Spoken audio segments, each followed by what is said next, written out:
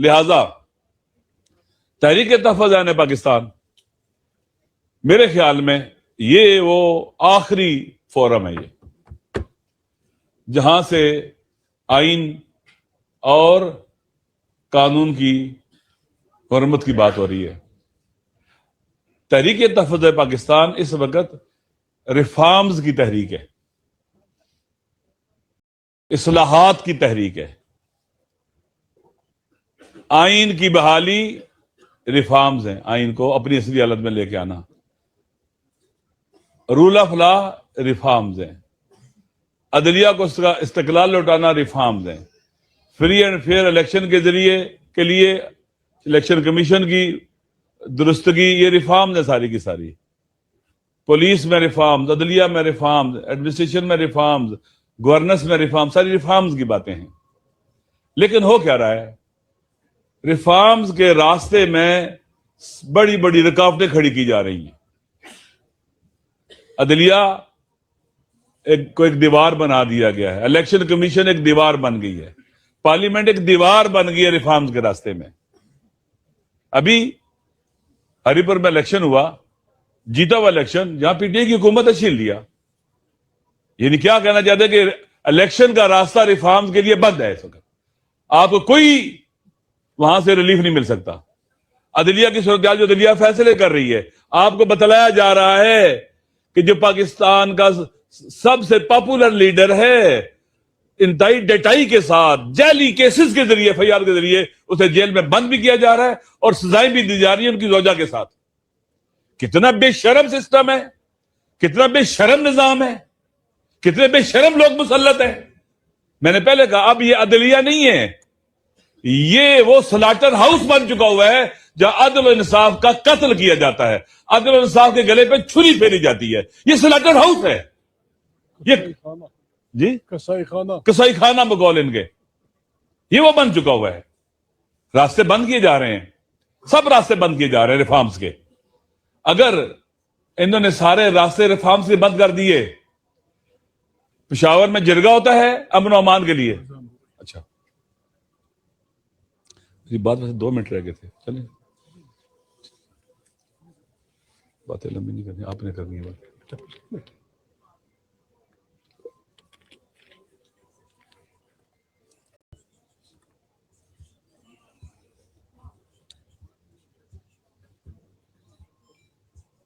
بسم اللہ.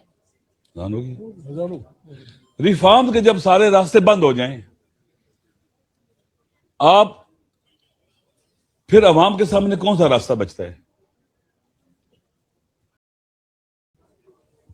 اسی لیے میں نے کہا ہے کہ شاید ہم وہ آخری لوگ ہیں جو ریفارمز کی بات کر رہے ہیں. اگر یہ سارے راستے بند ہو گئے تو آج کا جوان پھر ہماری بات نہیں سنے گا. وہ آگے نکل رہا ہے، آگے جا رہا ہے.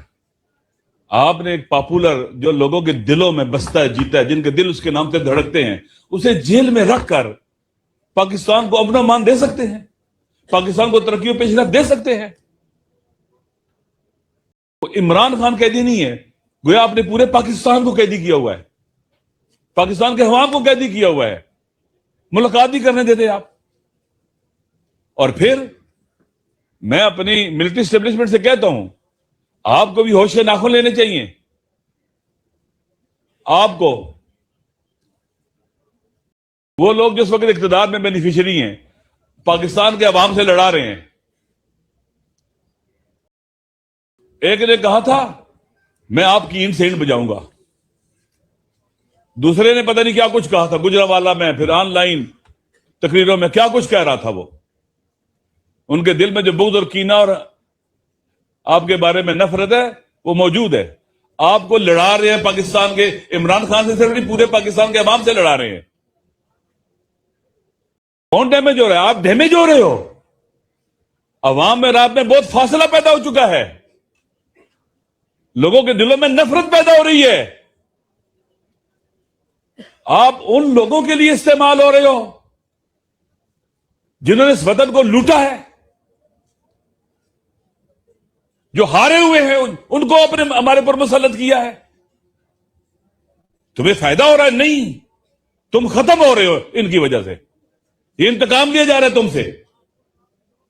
آپ کی جگہ وہی ہے جو آئین نے بتلائی ہے, وہیں چلے جاؤ. فائدہ ہے ہم سب کا, آپ کا بھی.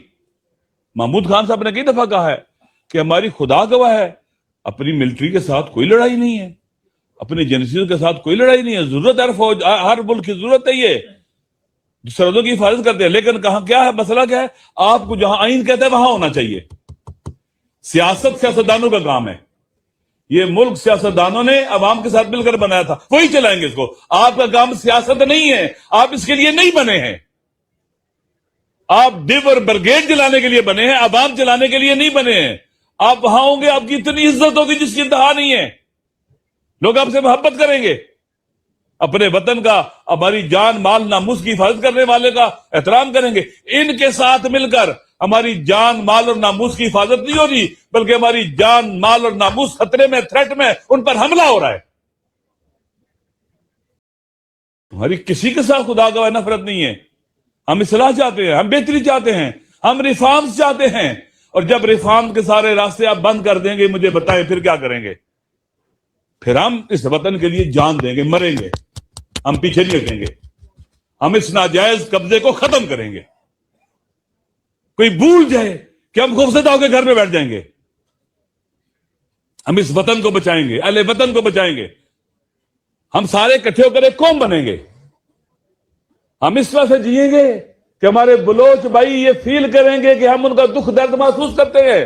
ڈیٹیچ نہیں ہوں گے. سندھی بھائی, سرائکی, پنجابی, پشتون, گلگتی, بلتی, کشمیری, ہم ایک قوم بن جائیں گے, ایک گلدستہ بن جائیں گے. اگر یہ تفریق اور تقسیم کرنے والی فورسز ایک طرف ہو جائیں تو پاکستان کا فائدہ اس میں, سب کا فائدہ اسی میں, ہر ایک کی عزت اسی میں ہے. لہذا جو بھی انشاءاللہ العزیز ہم اپنے عوام کے ساتھ ہوں گے, ہم عمران خان صاحب کے ساتھ ہیں, رہیں گے, کچھ بھی ہو جائے رہیں گے ان کے ساتھ. اس لیے کہ وہ مظلوم ہے اور وہ پاکستان کے عوام کی امید ہے. پاکستان کے اندر آج اگر سیاست کو زندہ رکھا ہوا ہے, ایک بڑا حصہ ان کا ہے.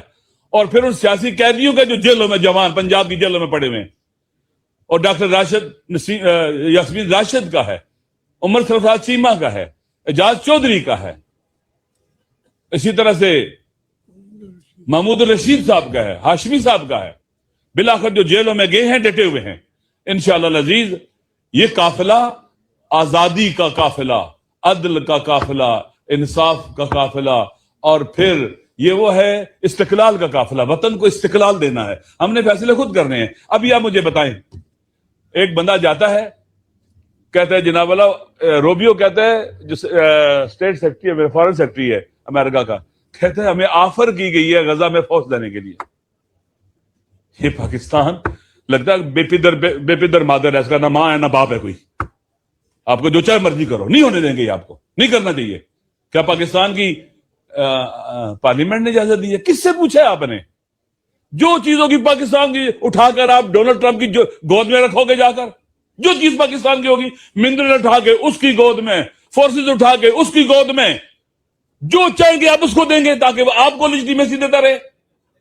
آپ پاکستان کے عوام کے اندر آ جائیں. ڈونلڈ ٹرمپ آپ کا مخلص نہیں ہے, وہ آپ کا مخلص نہیں ہے. آپ کا ڈونلڈ ٹرمپ, نیتن یاہو مخلص نہیں ہے, اسرائیل آپ کا مخلص نہیں ہے. اسرائیل اگر ایکسپینڈ ہوتا ہے تو پاکستان نہیں رہے گا, پورا ریجن چینج ہو جائے گا.